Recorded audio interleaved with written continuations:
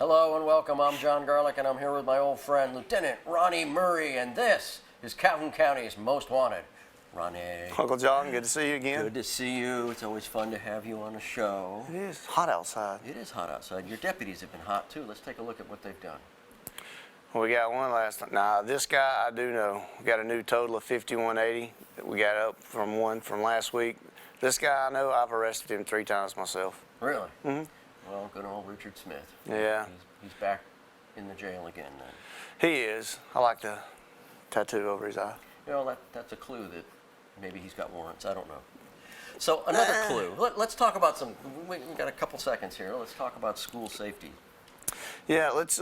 If we ever get to get out and talk to people out in the community a lot, I like to talk to them about school zones. Mm-hmm. Do not speed in school zones. Do not pass the school buses when their signs are out. Children are our most precious commodity, and we want to take care of them. So if you know anybody out there speeding, if you witness it yourself, get a tag number and call us. There you go. We'd like to talk to them about it. Be good citizens and stay alert in the school zones. And stay alert for the first half of the lineup and our really cool guest coming up here in just a minute on Calhoun County's Most Wanted. And welcome to this week's edition of Calhoun County's Most Wanted. The first half of our lineup this week is brought to you by Abe's Ace Bail Bonds. Abe's Ace, 256-831-0074. First up this week is Amy Dickerson. Miss Dickerson, last known to be living in Heflin. She's wanted on failure to appear for possession of a controlled substance, use and possession of drug paraphernalia, and possession of marijuana second. And this is Corey Davis. Mr. Davis, last known to be living in Oxford. He's wanted for failure to appear on possession of a controlled substance, possession of marijuana second, and a probation violation for possession of a controlled substance and obstruction of justice by using a false ID. And meet Christopher McFry. Mr. McFry, last known to be living in Piedmont. He's wanted for a failure to appear on burglary third.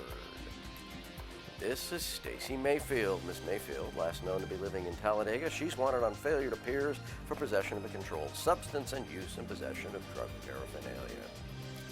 And meet Elnoria Williams. Miss Williams, last known to be living in Anniston. She's wanted on a failure to appear for possession of marijuana first. And that's it for the first half of our lineup. Stay tuned for the second half later in the show. Welcome back. We hope you saw somebody in the first half of the lineup, and you might know where they are. If you do, call Lieutenant Ronnie Murray. You call, he hauls. We are here with Ellen Hurst, who is the CARES Director for Alabama East Alabama Regional Planning and Development Commission. Those folks. Not only that, she is a Pleasant Valley Raider. A Go Pleasant Raiders. Valley Raider. Really? Yes. Really? You were a Raider in high school? Were you Yes. a cheerleader? Did you No. play football? No. Did you play sports? No. Ronnie was a wrestler, football player. I played football, no and wrestling. cheerleader. I was in a band. You hung out with the cheerleaders so much. I really didn't. Yeah, okay. I was a hunter and a fisher in high school. They have a team for that? Yes, I was my own team I thought it And you won every time, right? as much as I could. was. So a trip down Pleasant Valley. Okay, now, tell us what's going on at the East Alabama Regional Planning Commission. A lot is going on, actually, but today I'm here to let you know about our community events that we're having. It's called the Community Health Series. We've actually partnered with the Oxford Health Authority with the community paramedics. We've already got it written in stone. Thank goodness we've got our date set from now until December. We're having events at the Oxford Civic Center. Every month is a different subject. March is Disabilities Awareness Month. And on March 29th, we will be having an event there. It's free. We'll be there from 1 to 3. We're going to have vendors there. If you're interested in being a vendor, of course, you can email me or give me a call at East Alabama. And then we're going to have speakers. We're having 2 speakers come in this in March for the disabilities to talk about disability benefits, Social Security benefits, waivers, the waivers that we don't cover, just to get the community educated and our professionals educated as well. But it is free to the public. Disability is an interesting thing with Social Security. I learned that if you're really should be disabled, you really can't work for a mental health issue or a physical But Miss issue. Mary Jane Dasher, she is wonderful. I've actually heard her speak before, and she will actually speak to everyone about having Social Security benefits when you are disabled, where you can still work.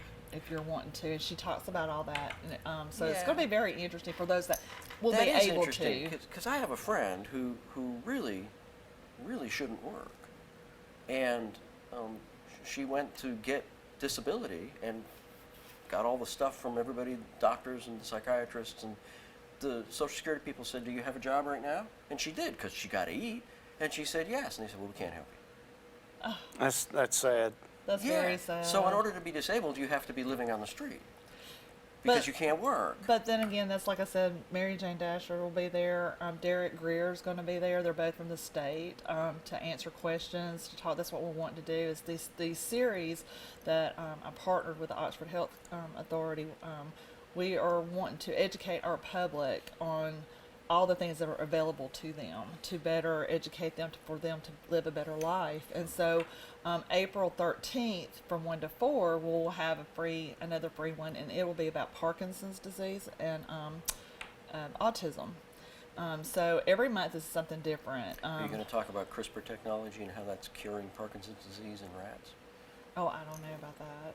About CRISPR? We're having speakers, like I said, and we'll have vendors at every event. I think May is Mental Health Awareness Month.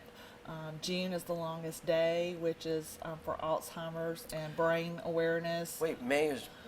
Are you doing that with Out of the Shadows Summit? No, I will be there as a vendor, but this is separate. So this is separate. When is your event?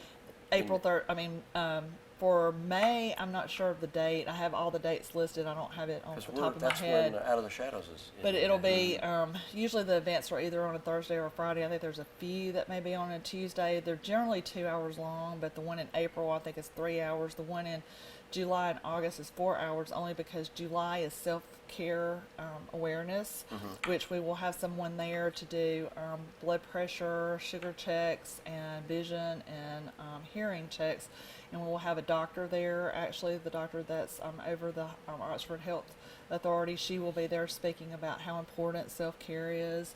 And then in August, we're having a youth day where we're going to focus more on children and focus on grandparents raising grandchildren. And those types of and we're going to have, I think we're going to try to get some like bouncy houses, and we're going to try to get some of the food trucks out there and everything. And I just asked you about if the sheriff's department could be there, but this is more for the kids, and those 2 months will be a 4-hour event. But we've got it all set up all the way through December, and December's actually holiday self-care. So it's just very interesting. We're going to have, like I said, speakers and everything, and so it's a free event. I mean, it's free, and it's education for the public to better take care of themselves. Because I mean, my program, which I know we'll talk about that a little bit later, my program helps caregivers that are taking care of their loved ones, and so we want our caregivers to have all the tools they can to better help themselves. Because we're not going to be able, unfortunately, our program can't be there forever. So we want to give them as many tools as we can to empower them to make better choices and to be in the know of what's available in the communities and how they can do things. So this health program is for the rest of the year. Yes, and we're hoping that it'll just continue and grow, and that we'll have it every year. So, which I think is great. And you That's don't have pretty to cool. live in Calhoun County. I mean, you don't have to live in Calhoun County. You don't have to live in Oxford to come to it. You can live wherever. It's free. You just Come bring and get yourself. information. Bring yourself and bring a smile and an open mind. That's all we ask. That's amazing. That's a great program. Yeah, I think Sheriff Wade would love to have a presence out there. Oh, We do God, events really. like that all the time. So. Yeah, that would be great. Oh, to and we're have. all about partnering. I mean, because we don't know everything. You know, we know a lot, but we don't know everything. And when you partner with other agencies, we're here within our communities. I feel like you're not duplicating services as much, and you're working Right. together for the better good and for one goal. Next year, next May, we just need to get Out of the Shadows in your group to do it on the same day, because we're Out of the Shadows is always looking for speakers and stuff to fill out the day, and if you're just doing 2 to 3 hours, that would just dovetail nicely into Out of the Shadows. Right. And I'm always available to speak. You know, and I know we'll get into that later, but I do Alzheimer's and dementia education. I work with family caregivers, and I speak a lot. I've been to churches. I've been to, social clubs. I've been to schools. I've done first responder training. I've done schools where I have books, and I go into schools and teach them about what's going on with grandma and grandpa, and we actually have a show and tell with our robotic pets and show them all about that. And so, yeah, anything I can do to help our community. Well, great. So we're going to talk more about what you do in that other program after our break here. So Okay. we're going to take a quick break. You get the second half of the lineup, and we'll be back with Ms. Hurst here on Calhoun County's Most Wanted. And welcome to the second half of our lineup, brought to you by A1 Freedom Bail Bonding. A1 Freedom Bail Bonding, 256-236-7888. First up this half is Trey Anderson. Mr. Anderson, last known to be living in Atlanta, Georgia. He's wanted for a probation violation for possession of a forged instrument ×2. And this is Jamie Champion. Mr. Champion, last known to be living in Anniston. He's wanted for a failure to appear on breaking and entering a vehicle. And take a look at Judith Panoha Mercado. Miss Mercado, last known to be living in Oxford. She's wanted for a probation violation on theft of property third and failure to appear on theft of property third. This is Tommy Parker. Mr. Parker, last known to be living in Jacksonville. He's wanted on a failure to appear for possession of a controlled substance. And meet Antonio Davidson. Mr. Davidson, last known to be living in Birmingham. He's wanted for failure to appear on possession of a controlled substance, use and possession of drug paraphernalia, and possession of marijuana second. And that's it for our lineup this week. If you have any information on these people, please give Crime Stoppers a call. That number, 1-833-251-7867. Welcome back. We hope you saw somebody in the second half of the lineup. And if you know where they are, call Ronnie Murray or the Sheriff's Office. You call, they haul. We are here with Ellen Hurst, East Alabama Regional Planning Commission, and we talked about the wonderful health stuff fair. The community health thing. series, yes. It's going to be every month for the rest of our lifetimes, which is great, which is good information. But we want you to talk a little bit about what you really do, what your really day job is, I guess. Okay. I work with family caregivers with the Alabama Caregivers Program. The program is in the whole state of Alabama. There's 13 area agencies on aging in the state of Alabama. We cover 10 counties. We're the East Alabama Planning Commission, so we work the eastern counties. That's the right side of the state. Yes, correct. Okay. You got it? I got it now. Okay, so we cover 10 counties, and we work with family caregivers. It's a federal program, state matched. It's under the Older Americans Act. And what we do is we try to give our caregivers respite in the home. We have 3 different populations that we deal with, that we cater to. One is what we call a traditional caregiver, which is a caregiver taking care of someone over the age of 60 or any age if they have dementia of any. Ronnie, if you to take care of include me, I'm over Alzheimer's. 60. You could get some money. Where do I sign up? Do you take care of them at least 20 hours a week, though? Well, can. today counts. You have to be taking care of somebody at least 20 hours a week. Okay, I'm sorry. Go ahead. But then the second population that we have is grandparents that are 55 or older that are raising their grandchildren under the age of 18, and they have to have at least something from the court stating they have at least legal guardianship. That's half of Alabama. Yeah, yes, and the parents can't be involved in their life because the federal governments want us to focus more on those grandparents who are doing it all on a limited income to try to help them. And then the third population that we deal with is 19. You have to be a caregiver, older relative caregiver over 55 again, and you're taking care of someone 19 to 59, whether it's a son, a daughter, a niece, a nephew, a brother or sister who is severe disabled to where they can't live on their own. So if they're paraplegic, if they have MS, if they have CP, those type things. Yeah, not ADD, but just yes. Yeah. So they can't live on their own. And what we do, you have to be taking care of them at least 20 hours a week. And it's for a free program. There's no cost. But what we do is for your traditional caregivers, we have home help agencies we have contracts with, and they get to choose one of those in their area, and then they can actually come out like once a week or so. It's not a permanent program. You can't be on it forever. But let's say, for instance, you sign up today, you have until March of next year to use your amount that you're allotted. And so these home help agencies can go in, say once or twice a week, and they can sit with them and watch Andy Griffith, or they can do what we call homemaking skills, or they can do personal care, which is bathing and that kind of thing. But then with the grandparents, I've actually sent children to camp. I have paid for school, football, cheerleading, ballerinas.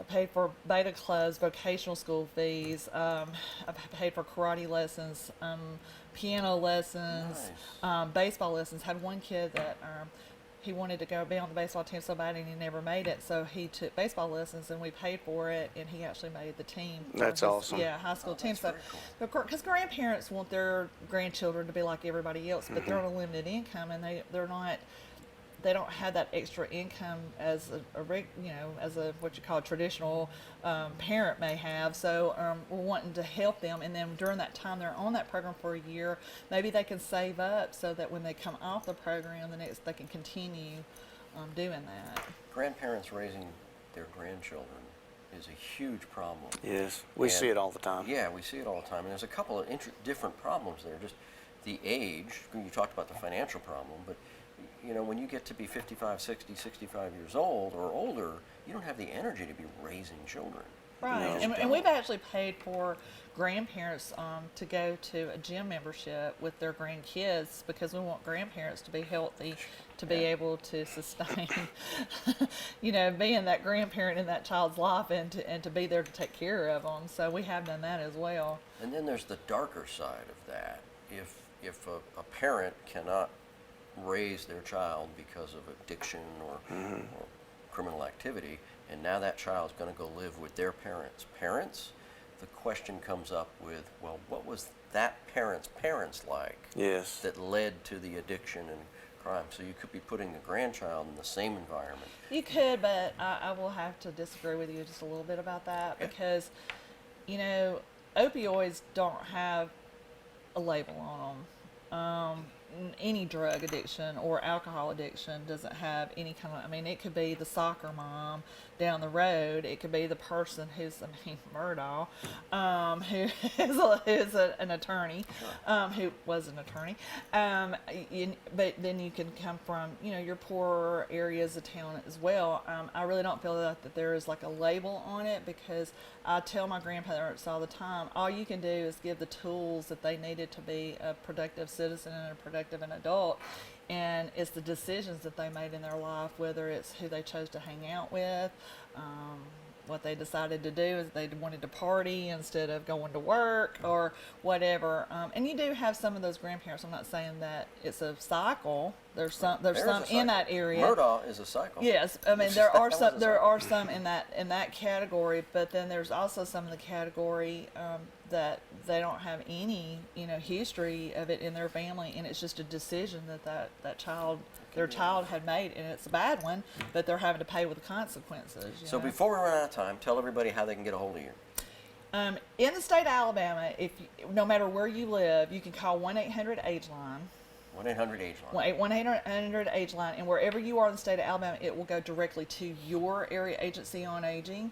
So if you are interested in any of the programs or any of the community events that we're having, you can go to 1-800-AGE-LINE and call that, or you can call our office at 256-237-6741. You can ask to speak to me, or you can ask to speak to someone in ADRC, which is somebody that they actually screen for all our programs if you're interested in being on the program. Okay, well, thank you very much for being on our show. Thank you for having me. We appreciate it, and we appreciate you guys. So we've got the Crazy Criminal coming up and the Crime Stoppers portion of our show here on Calhoun County's Most Wanted. And welcome to the Crime Stoppers portion of our show, where we need your help on these cases. First up, on February 8th, a gold Mercedes-Benz was broken into at the Robert Trent Jones Golf Course Clubhouse. A purse, wallet, debit card, and undisclosed amount of cash was taken from that vehicle. And between January 31st and February 1st, a 2021 Blue Dodge Ram 1500 4x4 was stolen from Webster's Chapel Road in Wellington. If you have any information on these cases, please call Crime Stoppers. That number, 1-833-251-7867. Stupid! You're so stupid! Ronnie, is this Crazy Criminal from Pleasant Valley? No, they're not from Pleasant Valley. We don't have those out there. You don't? No, this was Not from since you left. Slidell, Louisiana. I'm still there. Oh, sorry. That's still right. You're there. the mayor of Pleasant Valley. That's right, I'm the mayor of Pleasant Slidell, Valley. Slidell, Louisiana. Slidell, Louisiana. So the picture you see there, that's an ice cream truck, by the way. Summertime's coming. Gotcha. You love to hear those little bells and tunes churning out of there so you can get your ice cream, right? Yeah. Well, this lady was selling meth out of hers. She was selling meth with her ice cream? Miss Tammy Moore was selling meth out of her truck. So, like an icy with meth on the side? I guess it was a slushy with a little kick. I don't know, but Slushy with a kick. luckily no kids were exposed to it. When they actually got the tip on it, they pulled her over at 1:30 in the morning and found melted ice cream in the truck in the freezer and meth and other narcotics and some puppies. Puppies? Yes. So she was selling puppies too? I think she was just happy to have the puppies with her as a friend. I don't know. So she's driving around an ice cream truck in the wee hours of the morning. In February selling in ice February. cream. Yeah. That's a clue. I think probably Slidell PD. Yeah, I don't know who sent that tip in, but the police there should have known something wasn't right. Yep. That would have been an investigator's dream. So I'm taking my bride to see Engelbert Humperdinck this weekend. Are you? Yes, at OPAC. Really? And I hope they have an ice cream truck out there. You hope it's a blue one with meth? Not the meth. I you like the something to good do humor during- strawberry shortcake bars. Well, I'll give you something to do during intermission. You'd go arrest the people in the ice cream truck. You know how long it takes to do the paperwork. I wouldn't be back for the second half. There you go. Well, so Engelbert Humperdinck is Yes. here in Oxford this weekend. This weekend. Really? Yep. That's, I'm very excited. I thought he was dead. I didn't know who he was. What? I didn't until she started playing the music, and then Engelbert Humperdinck. lo and behold, we have tickets and we're going. Well, I'm good for excited you. about it. Good for you. I'm happy for you. Well, you will enjoy yourself. And, well, you know, people who want to work at the sheriff's office, they might enjoy working there. Quickly, what's the website? Absolutely. What's the website? Oh, sorry. CalhounCounty.org. Please CalhounCounty.org. give us a visit. I was thinking about Engelbert. And, Okay, I and know. honestly, ice cream as well. So I got you. Okay. Well, if you're thinking about Engelbert or ice cream, that's cool. But we're hoping you're thinking about us this time next week. We'll see you here on Calhoun County's Most Wanted.